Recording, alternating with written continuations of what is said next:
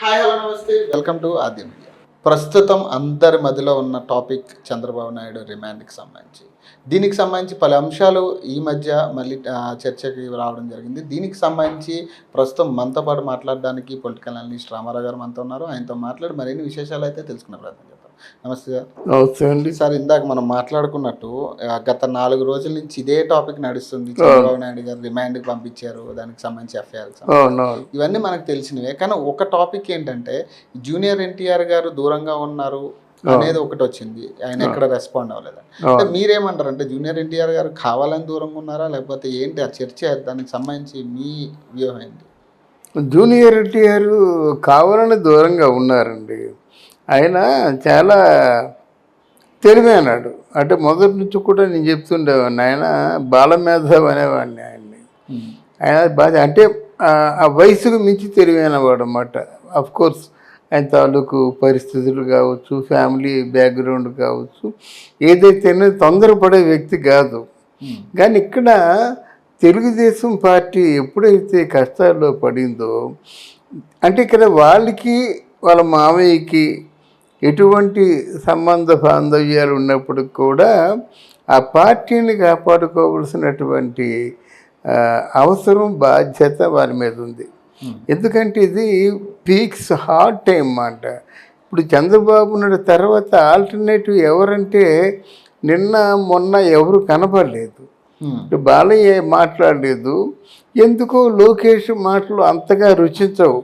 ఆయన మాట్లాడుతున్నప్పుడు కూడా జనంలో ఒక ఫైర్ కానీ లేకపోతే ఒక జనంలో చైతన్యం తీసుకొచ్చేటువంటి ఒక ఫోర్స్ ఉండదు.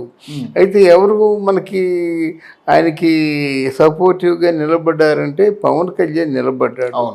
ఆయన ఫ్లైట్లో వెళ్ళడానికి మన బేగంపేటలో ఆంధ్ర పోలీసులేమో అంటే నిర్బంధించడం కానీ, తర్వాత జగ్గంపేటకి వెళ్ళినప్పుడేమో పోలీసులు ఆ కారు ఆపేసి కారులో కూడా వెళ్ళకూడదని చెప్పడం, అక్కడి నుంచి నడిచి కూడా వెళ్ళకూడదని చెప్పడం, తర్వాత వెళ్ళడం, ఇదంతా ఏమవుతుందంటే వాళ్ళ దౌర్జన్యం చేస్తున్నట్టుగా ప్రజలకు అనిపిస్తుంది. ఇక్కడ వీళ్ళ సైడ్ నుంచి నిన్న ఆంధ్ర బంద్ అన్నారు. ఇక్కడ ఆంధ్ర బంద్ అంటే తలుపులు మూసుకొని కూర్చున్నారు. కానీ బంద్ డజంట్ మీన్ ద బంద్. బంద్ అంటే ఏమిటంటే వాళ్ళ ఉనికిని తెలియజేయాలి, నిరసన తెలియజేయాలి. ఆ ఉనికి అంటే మేము బంద్ చేస్తున్నాం, మా కడుపు ఎలా మండింది, మా నాయకుడు ఇట్లాంటి బాధలు పడుతున్నాడు, మేము ఎలాగా మీ తిండి తిప్పలు కూడా లేకుంటే ఉన్నాము. అసలు వీళ్ళు ఎందుకు హైలైట్ చేయలేదు? ఒక 22 మంది చనిపోయినారండి.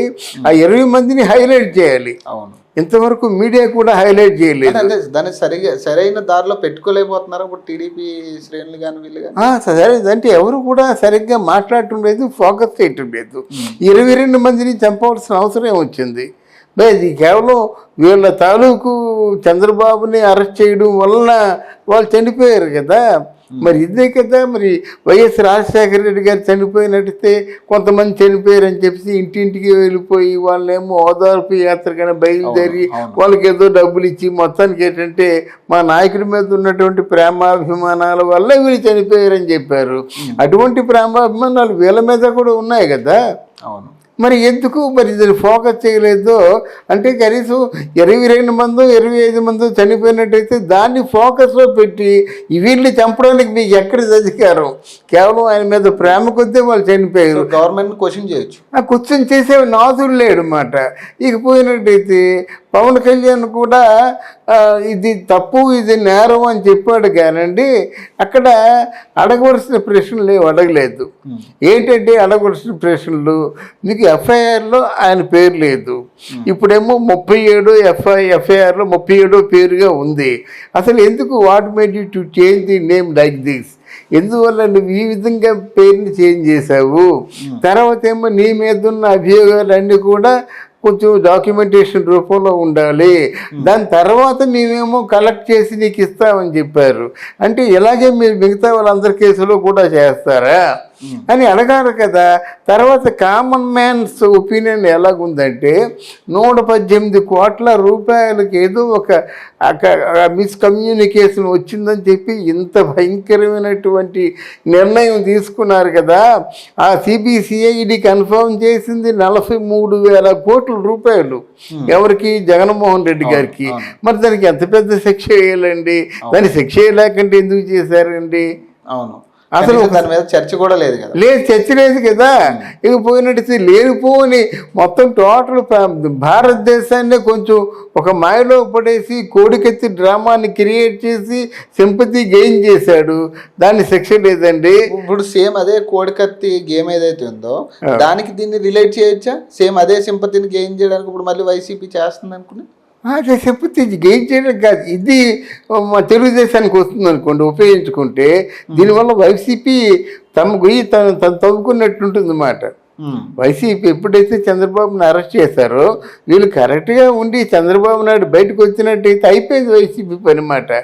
ఎవరినైనా ఇప్పుడు ఎలక్షన్ల ముందు అరెస్ట్ చేశారంటే అప్పుడు అందుకే కదా వదిలేశాడు.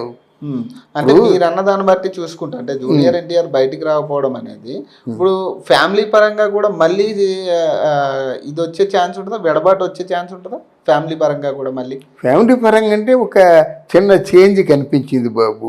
చేంజ్ ఏమిటంటే ఎప్పుడు కూడా పురంధరేశ్వరి మా బావ అనే మాట అనలేదు, ఇప్పుడు అంటుంది.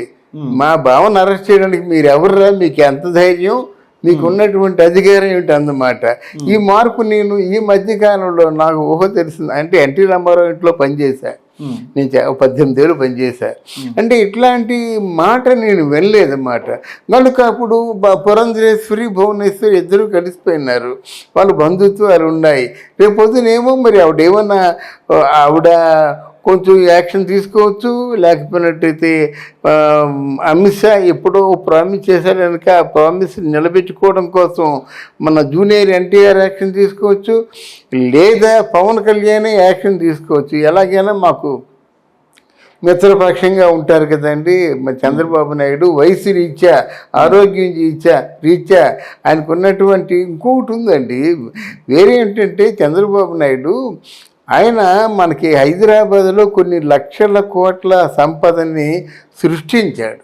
ఒకటి ఇండియాకి బ్యాక్ బోన్గా ఉన్నాడు. వాజ్పేయి లాంటి వ్యక్తులు చీఫ్ మినిస్టర్గా ఉన్నట్టయితే వాజ్పేయి లాంటి వ్యక్తులకి సలహా ఇచ్చేవాడు. ఉదయం లేచి ఫోన్లో వాజ్పేయి గారు బాబూజీ మై క్యా కరూ అని అడిగేవాడు. అలా గ్రామీణ సడక్ అట్లాంటి కొన్ని ఫేవరబుల్ పథకాలన్నీ కూడా వాజ్పేయికి ఆయనే సజెస్ట్ చేసినాయి. తర్వాత ఇక పోయినట్టే ఆయన అదృష్టం ఏంటంటే సత్యానాదెల్లా వాళ్ళ తాలూకు అంటే ఈయన పంపించిన వ్యక్తి కాబట్టి సత్యానాదెల్లా కానీ బిల్ గేట్స్ కానీ బిల్ క్లింటన్ కానీ వీళ్ళు ఇక్కడికి సర్ప్లస్ ఇండస్ట్రీస్ తీసుకొచ్చాడనమాట. సాఫ్ట్వేర్ ప్రాజెక్టులు సర్ప్లస్గా తీసుకొచ్చాడు. ఇంచుమించు ఆల్మోస్ట్ 2 అమెరికాలో తయారైపోయింది. Thank you sir, thank you అమ్మా, థ్యాంక్ యూ వెరీ మచ్.